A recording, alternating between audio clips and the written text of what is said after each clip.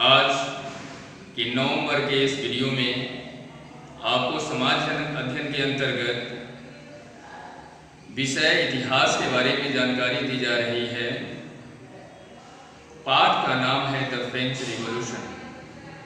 अब तक आपने देखा कैसे फ्रांस की सामाजिक, आर्थिक, न्यायिक व्यवस्था ने फ्रांस के गरीब लोगों को क्रांति करने पर विवश किया।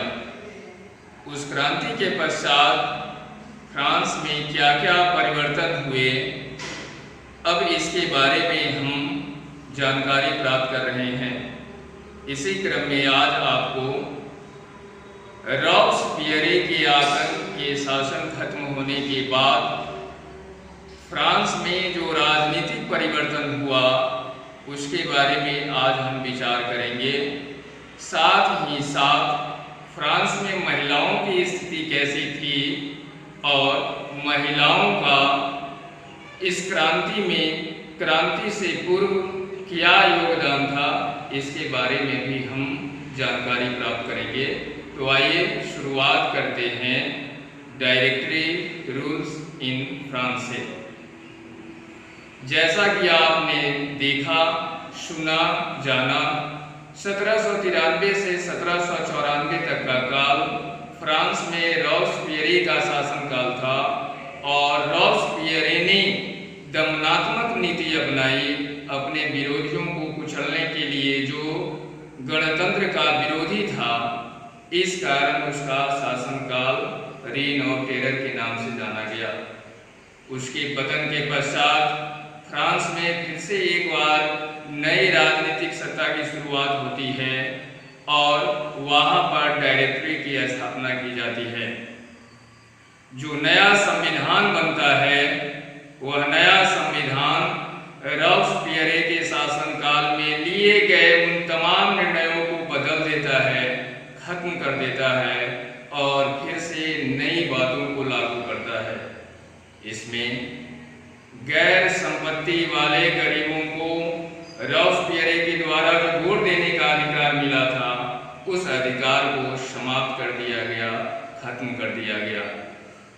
इसी तरह बहुत सारे परिवर्तन हुए। डायरेक्टरी के कारण फिर से एक बार फ्रांस की सत्ता में धनवानों का बोलबाला हो गया। डायरेक्टरी 5 सदस्यों की एक कमेटी थी, एक संस्था थी जिसके सदस्य धनवान व्यक्ति होते थे।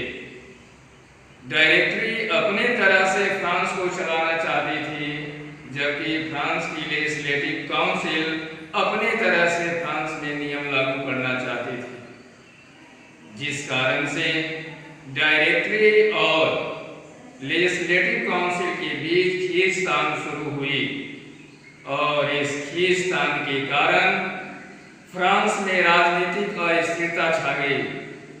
इस राजनीतिक अस्थिरता ने फ्रांस में एक बार पुनः मिलिट्री डिक्टेटरशिप को जन्म दिया और इस राजनीतिक अस्थिरता का लाभ उठाकर नेपोलियन बोनापार्ट फ्रांस का शासक बन बैठा।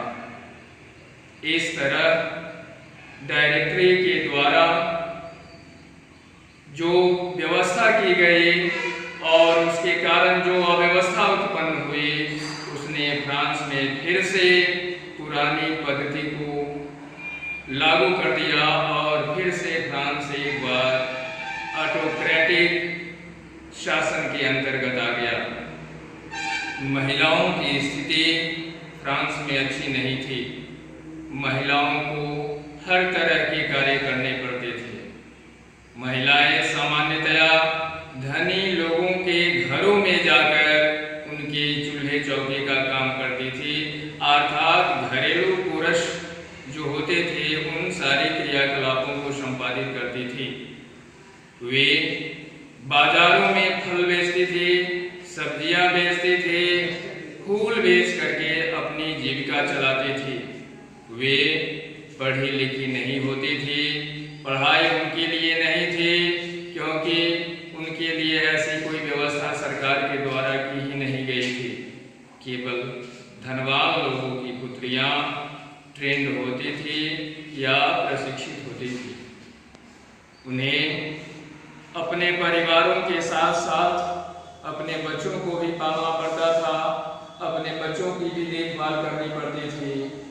इस तरह फ्रांस में महिलाओं की स्थिति कुल मिलाकर अच्छी नहीं थी। महिलाएं समाज में निम्न स्तर का जीवन जी रही थी। उन्हें किसी भी तरह का सामाजिक या राजनैतिक अधिकार प्राप्त नहीं था।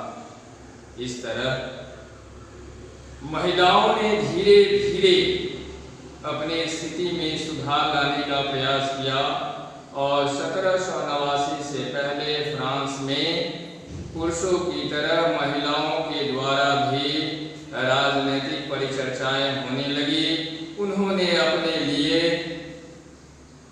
क्लबों का निर्माण किया और अपने विचारों को अखबारों में प्रकाशित करना शुरू किया। इतना ही नहीं, उन्होंने अपने लिए वोट की मांग की, साथ ही साथ उन्हें लेजिस्लेटिव असेंबली में सदस्यता मिले, इस पर भी बल दिया। इसके साथ साथ उन्होंने अपने लिए राजनैतिक अधिकारों की बात की और कार्यालयों में भी अपनी उपस्थिति दर्ज कराने के लिए आंदोलनरत हुआ। इसका लाभ यह हुआ कि रॉबेस्पियर के शासनकाल में उनके लिए शिक्षा की व्यवस्था की गई। उनको वोट देने का अधिकार तो नहीं मिला, लेकिन और अन्य सुविधाएं जो थी वह उन्हें मिली। लेकिन डायरेक्टरी के आने के पश्चात रॉबेस्पियर के द्वारा उठाए गए जितने भी कदम थे, उन सारे कदमों को समाप्त कर दिया गया। अब आज के इस टॉपिक्स के अंतर्गत जो कुछ टर्म्स आए हैं उसके बारे में आपको जानकारी दी जा रही है। Directory, it was a committee of 5 members which assisted the legislative council how to run the government, how to pass the laws. It was assisted by Belgian personalities. Jean Pluters were Jacobins. Jacobins were known as Jean Pluters as they were without knee breeches. Marseillaise was a patriotic song which was composed by Robert d'Isle. In this way, आपने आज इस video में directory के बारे में, महिलाओं की स्थिति के बारे में, महिलाओं ने क्या प्रयास किए उसके बारे में, साथ ही साथ इसके अंदर आए बिंदु उनके बारे में आपने सुना। उम्मीद है आप इसे समझेंगे और इससे आपको अपने ज्ञान के उत्थान में मदद मिलेगी। धन्यवाद।